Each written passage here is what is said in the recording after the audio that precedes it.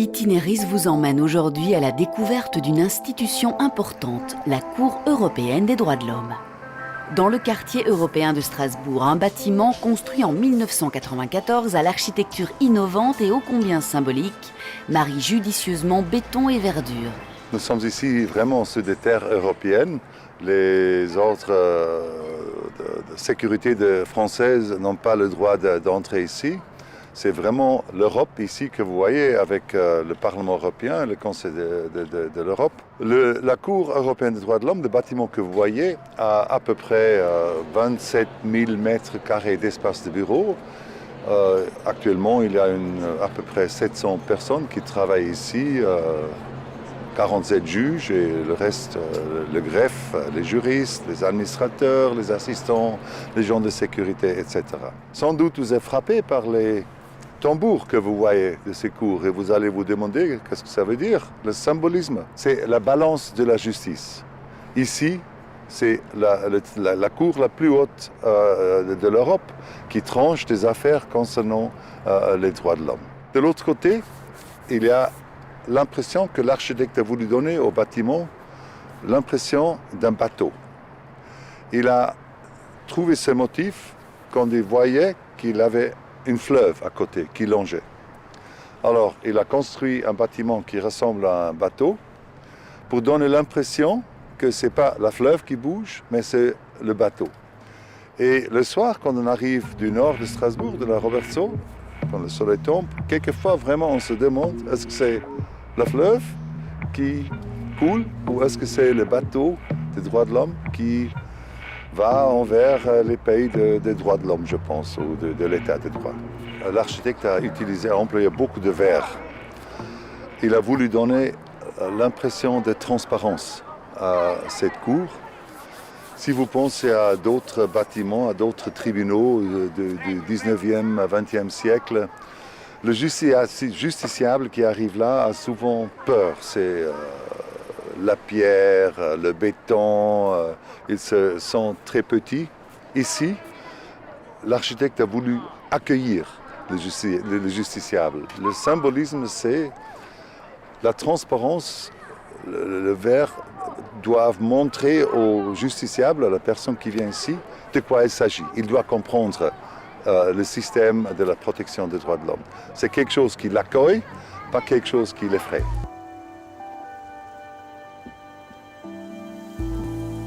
Pour Marc Williger, juge élu au titre du Liechtenstein, le parc de la Cour des droits de l'homme est aussi pétri de symboles et d'art, comme ces statues pétrifiées offertes par le gouvernement suisse ou ce morceau du mur de Berlin offert par le gouvernement allemand. L'architecte Sir Richard Rogers a conçu le bâtiment et au milieu des préparations, le mur de Berlin tombait. On se rendait compte qu'il n'y aura pas 27, 28 États membres, mais peut-être 40, 45, jusqu'à 50 membres. Actuellement, nous sommes 47. La Cour des droits de l'homme se veut un rempart contre tous les murs entre les hommes, entre les peuples et dans les têtes. Françoise Tulkens est juge élue au titre de la Belgique depuis 1998. Elle est aussi vice-présidente de la Cour et nous rappelle le contexte de sa naissance sur les bases d'un texte, une convention européenne signée en 1950 par 12 pays, dont la Belgique et la France. La Convention, c'était vraiment un instrument extraordinaire parce qu'on a introduit dans l'espace européen, après la Seconde Guerre mondiale, il faut bien dire que c'est un peu né sur les centres de la Seconde Guerre mondiale, ça c'est clair, d'avoir un texte qui constitue pour l'Europe qui se remettait en place après ce drame de l'Holocauste, d'avoir un texte qui constitue vraiment la charte fondamentale de tous ces pays européens qui commençaient à se réunir. Et cette Convention, elle aurait fondé sur l'état de droit, la démocratie et les droits de l'homme. Et puis la grande spécificité de cette Convention par rapport à la déclaration c'est une déclaration, tandis qu'ici c'est une convention, donc c'est beaucoup plus fort, et il y a eu un mécanisme de contrôle pour contrôler le respect des droits de l'homme par les États, et ça c'est cette fameuse cour. Il ne faut pas croire que tout ça a été si facile, hein, loin de là. Si on reprend un peu tous les textes de l'époque, on voit que ça a été extrêmement difficile, parce qu'il fallait quand même introduire cette idée qu'il y avait maintenant un texte qui allait lier tout le monde, ceux qui voulaient évidemment, et puis surtout une cour qui allait se mêler de ce qui ne la regarde pas, pour dire les choses un peu simplement, quoi. Et puis le grand moment de changement, ça a été évidemment la chute du mur de Berlin. Ça, 89, c'est la grande révolution, la divine surprise, comme on veut. Et à partir de là, on a vu alors progressivement les pays d'Europe centrale et orientale rejoindre la Convention. Et aujourd'hui, c'est à peu près toute l'Europe, c'est 47 pays.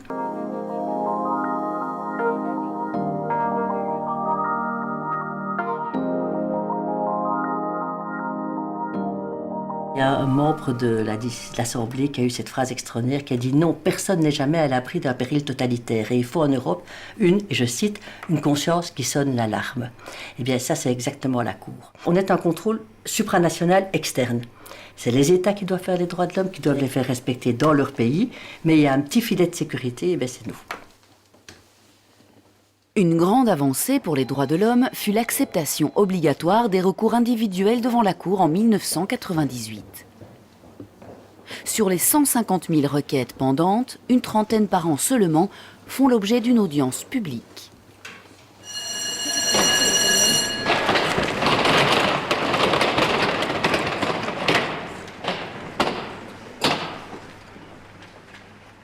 I declare open the public hearing on the admissibility and merits in the case of Animal Defender International versus the United Kingdom. L'audience publique a deux principaux avantages. Le premier est qu'elle fournit aux parties, surtout aux requérants, l'opportunité de se présenter devant la Cour, ce qui est une caractéristique importante de tout système judiciaire. Ces derniers peuvent ainsi se rendre à la Cour et y exposer les raisons pour lesquelles ils considèrent que la Convention a été violée. Le deuxième avantage est qu'elle fournit un cadre formel qui permet à la Cour de se concentrer sur les principaux arguments des affaires.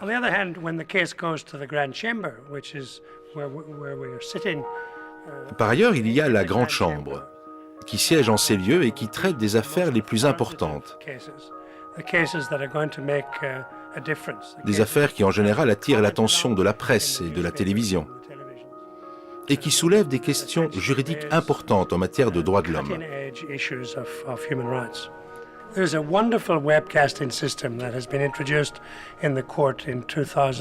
Depuis 2007, nous disposons d'un extraordinaire système de webcasting des audiences. Ce système a été mis en place non pour promouvoir l'image de la Cour, mais pour faciliter l'accès aux audiences publiques, pour les rendre plus transparentes et surtout pour conserver un enregistrement des affaires dans un but pédagogique.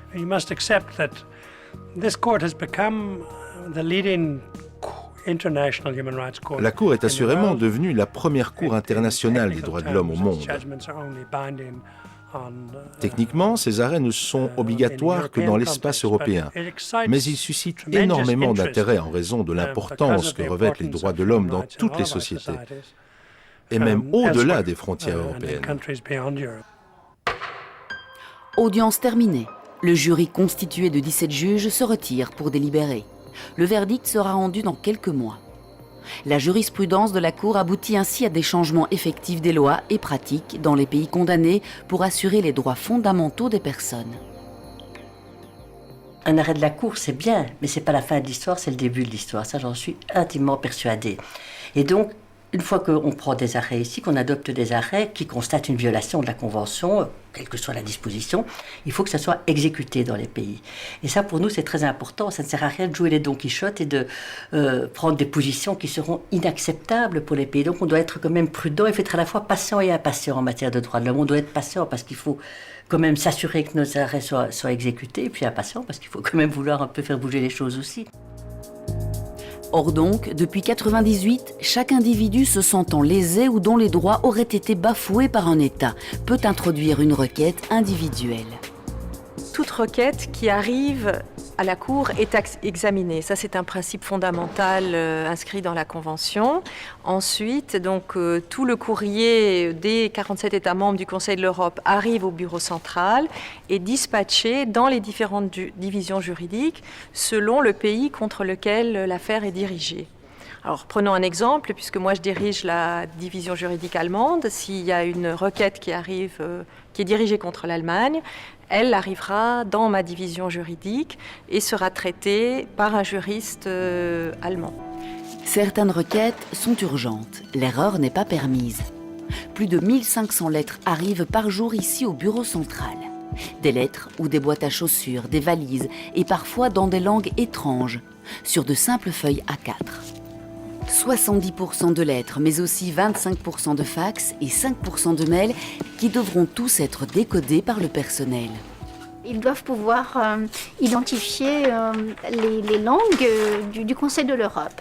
Donc certains ont des connaissances du cyrillique. C'est indispensable parce que, en gros, 40% du courrier arrive dans une langue cyrillique.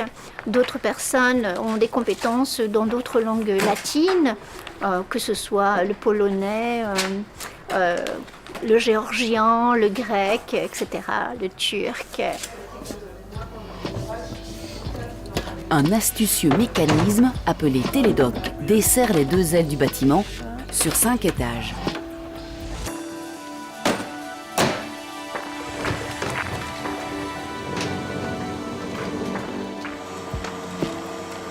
Aiguillage et carrefour, ligne droite, pour distribuer à chaque huissier le courrier adéquat directement dans sa gare d'arrivage. Il sera ensuite soigneusement examiné.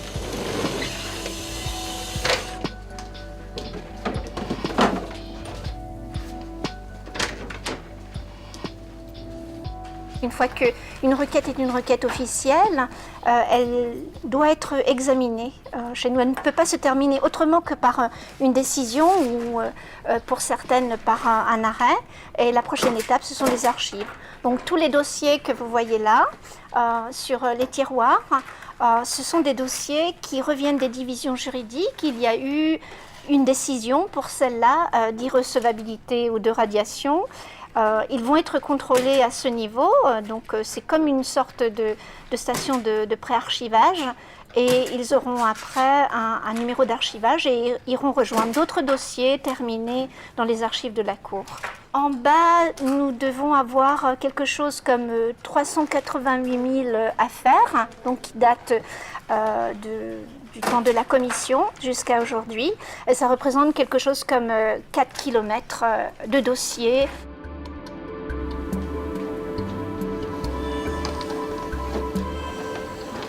Ce qui est passionnant en ce qui concerne le travail ici à la Cour, c'est la diversité des origines culturelles des personnes qui travaillent ici. Non seulement les juges, mais bien évidemment aussi tous les juristes, les secrétaires, puisqu'ils doivent traiter le courrier en provenance de tous les États membres et qui va venir dans la langue de ce pays.